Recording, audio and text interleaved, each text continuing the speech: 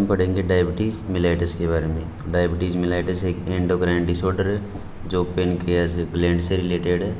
इसमें क्या होता है कि जो इंसुलिन होता है उसका बॉडी के अंदर या तो प्रोडक्शन नहीं होता या फिर बहुत कम होता है, और या फिर जो बॉडी के टिश्यूज़ होते हैं वो उसको रिस्पॉन्ड करना बंद कर देते हैं। तो इसकी वजह से क्या होता है, जो बॉडी के अंदर कार्बोहाइड्रेट है इसका जो मेटाबॉलिज्म है वो नहीं हो पाता है, और जब इसका मेटाबॉलिज्म नहीं हो पाता तो इसकी वजह से क्या होता है कि जो ग्लूकोज है बॉडी ब्लड के अंदर, ये क्या होता है इसका अमाउंट बहुत ज़्यादा इंक्रीज हो जाता है, और इसको हम बोलते हैं हाइपरग्लाइसीमिया।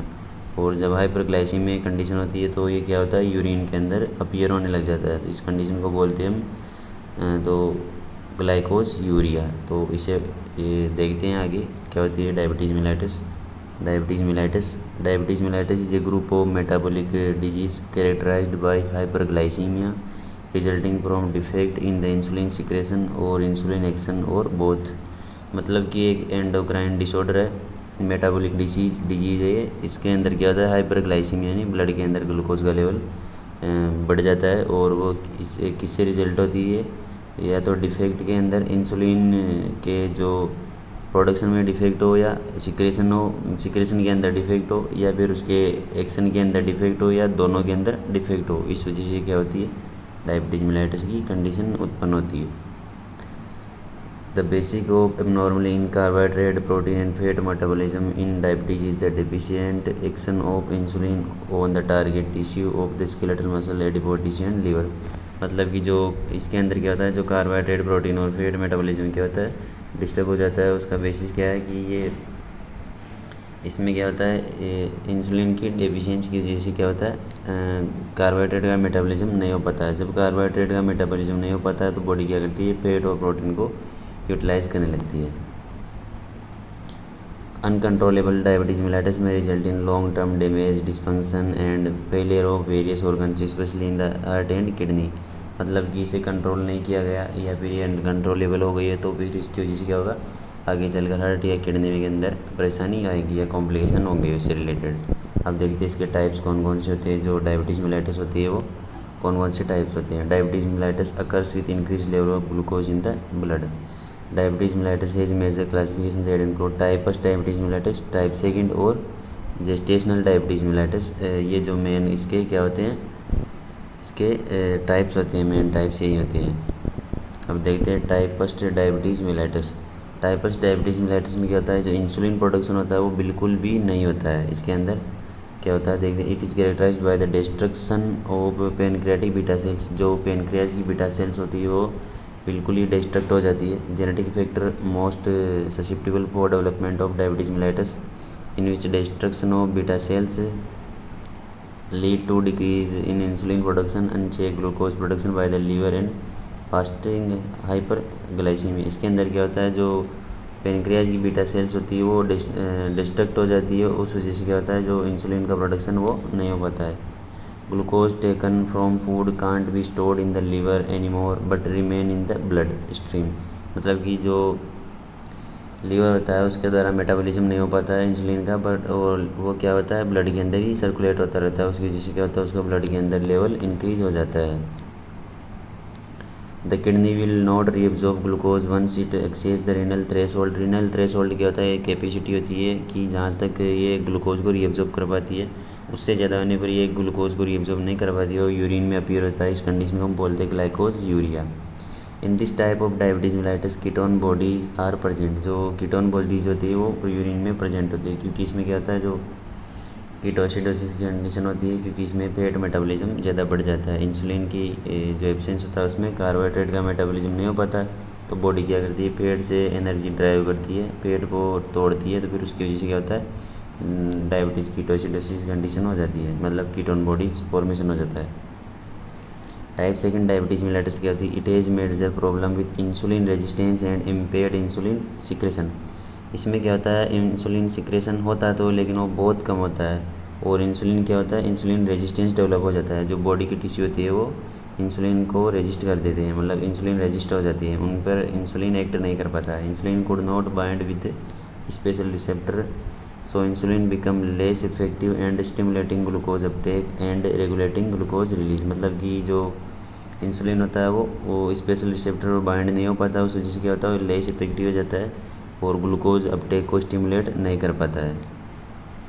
इससे क्या होता है ग्लूकोज रिलीज मतलब कि ग्लूकोज का लेवल रेगुलेट नहीं हो पाता है। अब देखते हैं जेस्टेशनल डायबिटीज़ मिलेटस। जेस्टेशनल मतलब प्रेग्नेंट लेडीज, प्रेगनेंसी से रिलेटेड होता है। प्रेगनेंसी क्या है मतलब जो फीटस होता है उससे related.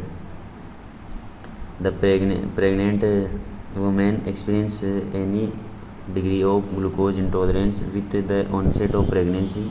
The secretion of placental hormone cause insulin resistance leading to hyperglycemia। जो डायबिटीज़ मिलेटस यदि प्रेग्नेंट लेडीज़ के अंदर हो रही है तो इसे बोलते हैं जेस्टेशनल डायबिटीज़ मिलेटस। ये क्यों होती है? जो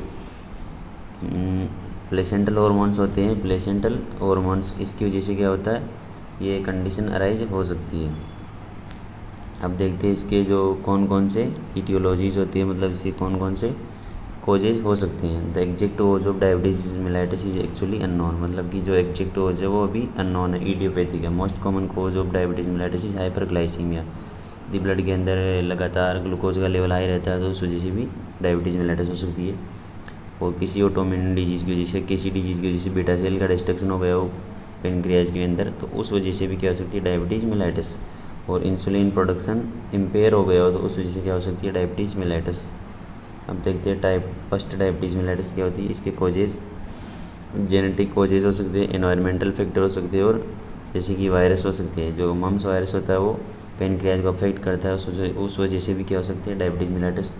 type second diabetes mellitus obesity की वजह से हो सकती है और लैक ऑफ एक्सरसाइज मतलब सेडेंटरी लाइफ स्टाइल की वजह से हो सकती है। Gestational diabetes mellitus genetic factor और ओबेसिटी की वजह से मेनली होती है। अब देखते हैं इसके क्लिनिकल मैनिफेस्टेशन, मतलब कि कौन कौन से साइन और सिम्टम्स देखने को मिलते हैं। मेनली इसमें आपको याद रखना P3 साइंस क्या होते हैं। 3 P पाए जाते हैं, 3 P's पाए जाते हैं। इसके अंदर पहला है पोलीयूरिया, दूसरा पोलीडिप्सिया, तीसरा है पोलीफेजिया। देखते हैं एक एक करके। पोलीयूरिया का मतलब होता है जो यूरिन आउटपुट होता है वो इंक्रीज हो जाता है इसके अंदर, इस कंडीशन के अंदर। अब जब यूरिन आउटपुट इंक्रीज होगा तो वाटर भी डिक्रीज होगा बॉडी के अंदर, वॉल्यूम फ्लूइड वॉल्यूम डिक्रीज होगी, उस वजह से क्या होगा जो थ्रस्ट होगी वो भी इंक्रीज हो जाएगी, उसे हम बोलेंगे पोलीडिप्सिया। और जो ग्लूकोज होता है जब उसको एंट्री नहीं मिल पाती सेल के अंदर, मतलब उसका मेटाबॉलिज्म नहीं हो रहा है तो बॉडी को क्या हो रही एनर्जी नहीं मिल पा रही है तो बॉडी को क्या होगी मतलब भूख तो हमें बहुत ज़्यादा लगेगी क्योंकि हमें एनर्जी नहीं मिल पा रही है, तो उस वजह से क्या होगा पॉलीफेजिया कंडीशन भी डेवलप होगी, मतलब यूरिन का आउटपुट बढ़ जाएगा, प्यास भी बढ़ जाएगी और भूख भी बढ़ जाएगी, फटीग और वीकनेस हो जाएगी, सडन विजन चेंजेस होंगे, ब्लड विजन हो जाएगा, टिंगलिंग और नमनेस इन द हैंड और फीट। और जो हाथ पैरों में क्या होगी नम्बनेस यानी सुन्नपन हो जाएगा, स्किन ड्राई होने लग जाएगी, स्किन लीजन और वुंड हो जाएंगे जो हील स्लो होंगे, मतलब धीरे धीरे हील होंगे, बहुत दिनों तक वो घाव बने ही रहेंगे। रिकरेंट इन्फेक्शन, बार बार इन्फेक्शन होगा क्योंकि इसके अंदर इम्यूनिटी डिक्रीज हो जाती है। लेट साइन कौन कौन से होते हैं, इन पेशेंट कोमा भी जा सकता है और क्रॉनिक कॉम्प्लिकेशंस हो सकते हैं इसके बहुत सारे। अब देखते हैं इसको टाइप फर्स्ट डायबिटीज़ मिलेटस को। टाइप फर्स्ट डायबिटीज़ मिलेटस को क्या बोलते हैं, इंसुलिन डिपेंडेंट डायबिटीज़ मिलेटस भी बोलते हैं इसे, और इसे जुवेनाइल डायबिटीज़ मिलेटस भी बोलते हैं। इन सबको जो इसे जुवेनाइल डायबिटीज़ मिलेटस इसलिए बोला जाता है क्योंकि ये मोस्टली चिल्ड्रंस के अंदर देखने को मिलती है। जो 11 से 13 साल के बच्चे होते हैं उसमें मोस्टली उसके अंदर उन्हीं के अंदर देखने को मिलती है। तो इसमें क्या होता है टाइप फर्स्ट डायबिटीज़ मिलेटस में due to any aetiological factor, किसी भी कोज की वजह से, जैसे कि जेनेटिक्स फैक्टर हो गया या ऑटोइम्यून डिजीज़ हो गई, तो जैसे कि progressive autoimmune destruction of beta sales, autoimmune disease हो गई जैसे कि उसकी जैसे क्या होगा जो बीटा सेल्स होती है उससे क्या बनेंगे एंटीबॉडी बन जाएंगे उसके खिलाफ, और क्या होंगे ऑटोइम्यून डिस्ट्रक्शन होने लग जाएगा बीटा सेल्स का।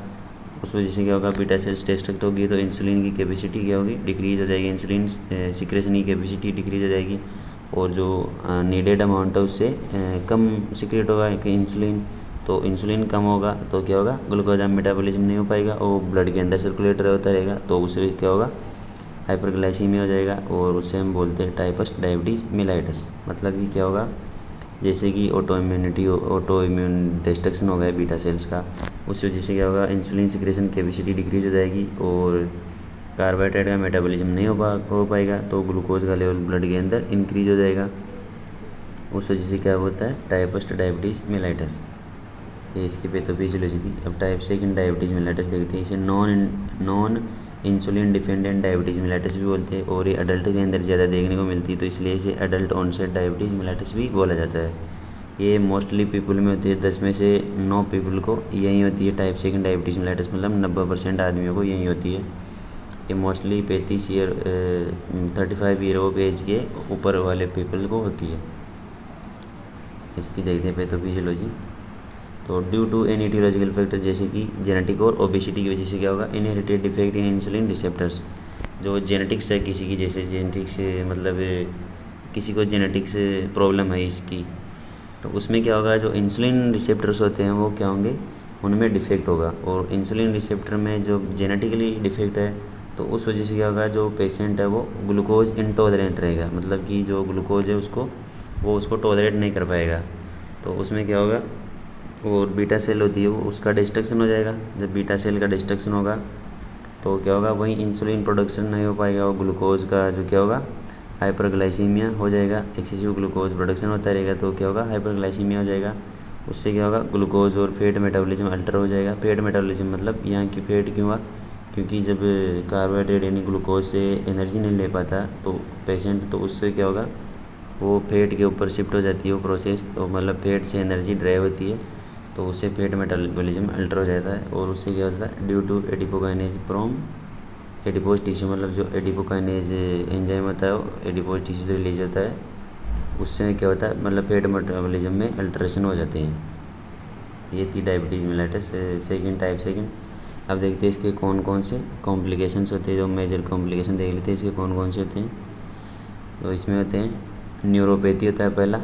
तो पहला है न्यूरोपैथी, मतलब नेफ्रोपैथी, जो किडनी होती है उससे रिलेटेड डिजीज़ होती है। इसके अंदर किडनी फेलियर भी हो सकता है आगे चलकर। न्यूरोपैथी जो न्यूरॉन्स होती है उनकी डिजीज़ होती है। रेटिनोपैथी जो अपनी आँखें होती है रेटिना, तो रेटिनोपैथी भी होती है, उसकी रेटिना से रिलेटेड डिजीज़ होती है। इसमें क्या होता है, जो ब्लड विजन होने लगता है, मतलब कि वो विजन होता है वो प्रॉपर नहीं हो पाता, आगे जाके वो ब्लाइंड भी हो सकता है। एंजियोपैथी जो ब्लड वेसल्स होती है उनकी डिजीज़ होती है। डायबिटिक फूट हो सकता है, इसमें अल्सर होने लग जाती है फूट के अंदर। कार्डियोमायोपैथी होगी, इसमें कार्डियक मसल्स की डिजीज़ होती है। हार्ट डिसऑर्डर हो सकते हैं और इंटेगमेंट्री लीजन्स हो सकते हैं, स्किन में लीजन्स हो सकते हैं। उसके डायग्नोस्टिक एवल्यूशन देखते हैं। हिस्ट्री कलेक्शन करते हैं, पहले फिजिकल एग्जामिनेशन करते हैं पेशेंट का, ब्लड टेस्ट करेंगे। उसमें क्या होता है, जो ग्लूकोज का लेवल हो बहुत ज़्यादा इंक्रीज होता है। Fasting blood glucose level check करेंगे पेशेंट का, मतलब फास्टिंग कंडीशन में बॉडी का ब्लड में ग्लूकोज लेवल क्या रहता है। लिपिड प्रोफाइल चेक करेंगे पेशेंट की, जो लिपिड का लेवल है बॉडी में वो बन यानी ब्लड यूरिन नाइट्रोजन का लेवल भी चेक करेंगे। सीरम क्रिएटिनिन लेवल चेक करेंगे पेशेंट का। इलेक्ट्रोलाइट और थायराइड स्टिमुलेटिंग हार्मोन चेक करेंगे। यूरिन एनालिसिस करेंगे, उसमें ग्लाइकोज यूरिया कंडीशन देखने को मिलेगी।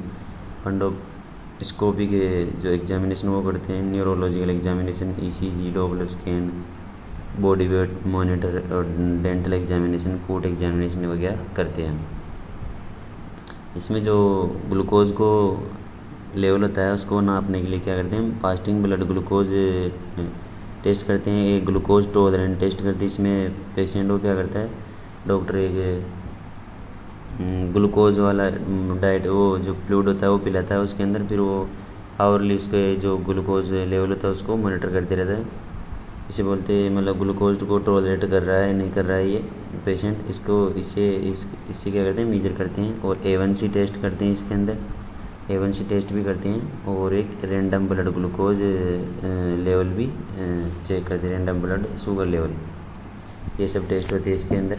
बाकी देखते हैं इसका मैनेजमेंट। जो मेडिकल मैनेजमेंट होता है वो क्या होता है, इसमें हम इंसुलिन और जो ओरल हाइपोग्लाइसेमिक ड्रग होती है वो प्रोवाइड करते हैं। तो इसका गोल क्या रहेगा मैनेजमेंट का, टू रिड्यूस साइन और सिम्टम्स, प्रमोट वेलबिंग और प्रिवेंट कॉम्प्लिकेशन, मतलब जो साइन और सिम्टम्स उसको रिड्यूस करना, कॉम्प्लिकेशन प्रिवेंट करना और वेलबिंग को प्रमोट करना।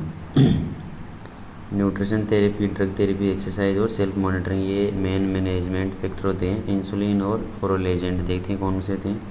इंसुलिन देखते हैं। इंसुलिन क्या होता है, हार्मोन होता है। इसे अब आजकल मतलब डीएनए एक जो रिकॉम्बिनेंट डीएनए टेक्नोलॉजी होती है उससे प्रोड्यूस किया जा रहा है।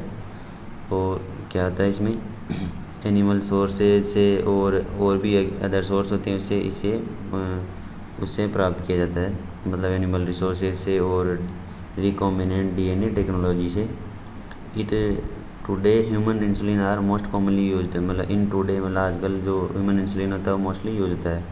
तो मेनली ये 5 टाइप्स का होता है, मतलब 5 तरीके का होता है। कौन कौन सा होता है? Rapid acting insulin, short acting insulin, intermediate, long acting और कॉम्बिनेशन थेरेपी। जो कॉम्बिनेशन थेरेपी होती है इसमें 2 से ज़्यादा जो 2 टाइप्स होती हैं कौन से भी इनमें से उनको कंबाइन करके देते हैं। रैपिड एक्टिंग क्या होता है? इसमें बहुत जल्दी एक्शन शुरू हो जाता है, इसका 15 मिनट में एक्शन शुरू हो जाता है। जो पीक एक्शन होता है वो 60 से 90 मिनट तक होता है और 3 से 4 घंटे के लिए इसका एक्शन रहता है। तो इसके एग्जाम्पल लिस्प्रो, एस्पार्ट और एपियोरा। शॉर्ट एक्टिंग क्या होता है? शॉर्ट एक्टिंग जो रैपिड एक्टिंग होता है उससे थोड़ा सा देर में काम करता है। 30 मिनट में इसका क्या होता है? एक्शन स्टार्ट होता है। ह्यूमुलिन आर, नोवलिन आर और रेलियन आर इसका एग्जाम्पल है। इंटरमीडिएट एक्टिंग होते हैं उसके जो 2 to 4 आवर्स के अंदर इसका एक्शन स्टार्ट होता है। ह्यूमुलिन एन, नोवलिन एन और रेलियन एन, ये इसके एग्जाम्पल है। लॉन्ग एक्टिंग इंसुलिन होते हैं वो क्या करते हैं 1 से 2 घंटे में उनका ऑनसेट स्टार्ट होता है और पीक नहीं होता है इनका, और ये 24 आवर्स तक काम करते हैं, इनका एक्शन रहता है, जैसे डेटेमिर और ग्लोर्जिन। आगे देखते हैं कॉम्बिनेशन थेरेपी में क्या करते हैं। जो शॉर्ट एक्टिंग और रैपिड एक्टिंग इंसुलिन होता है उसे इंटरमीडिएट एक्टिंग इंसुलिन के साथ मिक्स कर दिया जाता है ताकि वो क्या करे, दोनों वेसल कवरेज और मील टाइम जो एक्शन होता है वो प्रोवाइड कर सके। मतलब जो मील के बाद और पहले उस दौरान क्या हुआ, जो ग्लूकोज का लेवल बढ़ जाता है वो बढ़ नहीं पाएगा इससे। ओरल एजेंट्स क्या होते हैं? जो ओरल एजेंट्स वो ड्रग्स होती है जो क्या करती है, ग्लूकोज के लेवल को डिक्रीज़ करती है ब्लड के अंदर से, या तो उसके प्रोडक्शन को कम कर देती है या उसके जो इंटेस्टाइन से एब्जॉर्प्शन हो रहा है उसको डिक्रीज़ कर देती है। ये ऐसे मतलब ये इनका मैकेनिज्म ऑफ एक्शन होता है। तो ओरल एजेंट्स कौन से होते हैं? Oral agents are not insulin but they work to improve mechanism by which insulin and glucose are produced and used by the body. मतलब कि जो प्रोडक्शन होता है इंसुलिन का और यूज़ होता है उन मैकेनिज्म को अल्टर करके ये काम करती है। तो oral agents work on the 3 defect of the diabetes mellitus type second. इन्हें टाइप सेकंड मतलब जो ओरल हाइपोग्लाइसेमिक ड्रग्स होती है टाइप सेकंड डायबिटीज़ मेलिटस में ही देते हैं हम। तो इसमें ये 3 एस्पेक्ट पर काम करती है, 3 डिफेक्ट पर काम करती है। पहला इंसुलिन रेजिस्टेंस, इस पर काम करती है। दूसरा इंसुलिन जो प्रोडक्शन होता है डिक्रीज़ हो गया उसको इंक्रीज़ कर देती है, और इंक्रीज हेपेटिक ग्लूकोज प्रोडक्शन होता है उसको डिक्रीज़ कर देती है।